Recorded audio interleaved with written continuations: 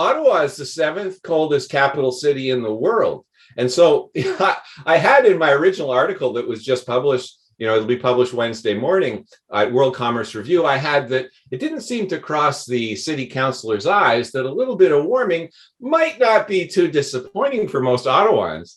Well, my advisory team said, "Oh no, you're being too sarcastic."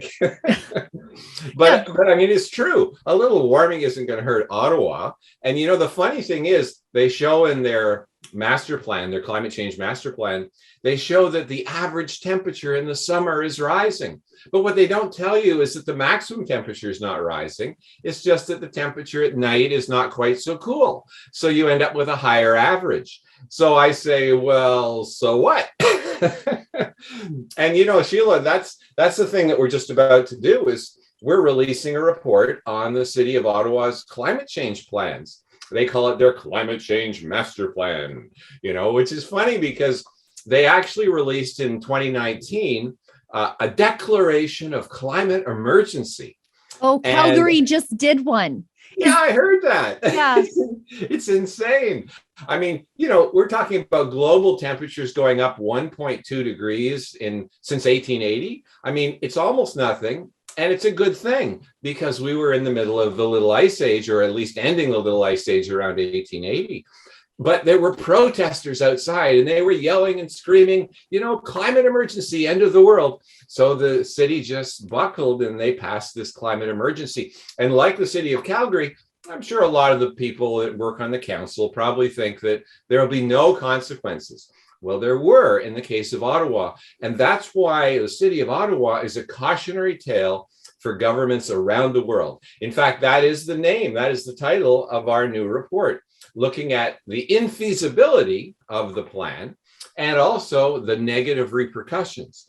And by far the biggest negative repercussion, I would say, is that because of very flimsy wind and solar power, which is going to become Ottawa's primary energy source, we're going to see major blackouts in the middle of the winter.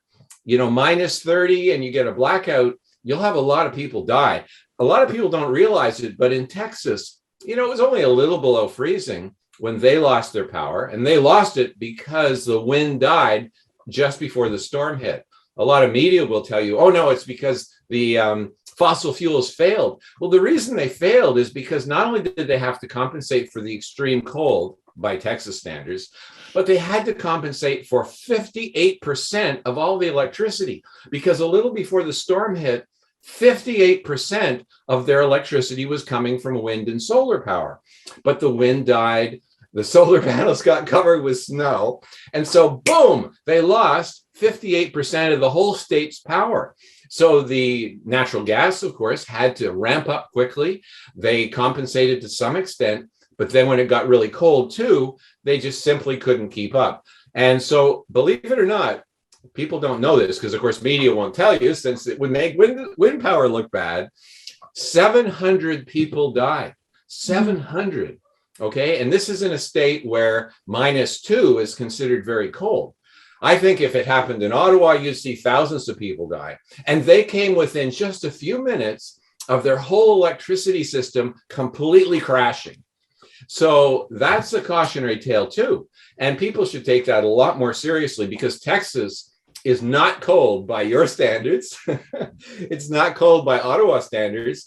Imagine what would happen if suddenly, bam, our electricity system collapsed and didn't come back for weeks.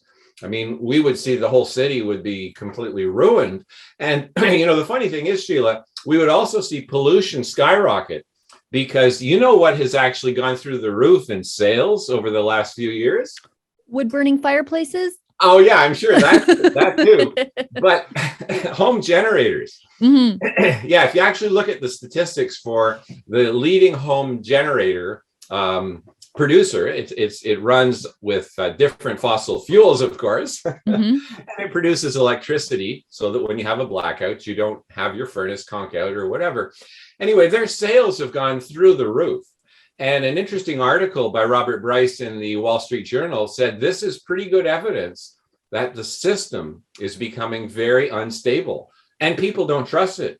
Right. Their stock prices have gone zoom. So yeah, there are some advantages if you're a wind and solar power manufacturer, or if you make home generators. hmm But that would, of course, cause a lot more pollution around the city of Ottawa.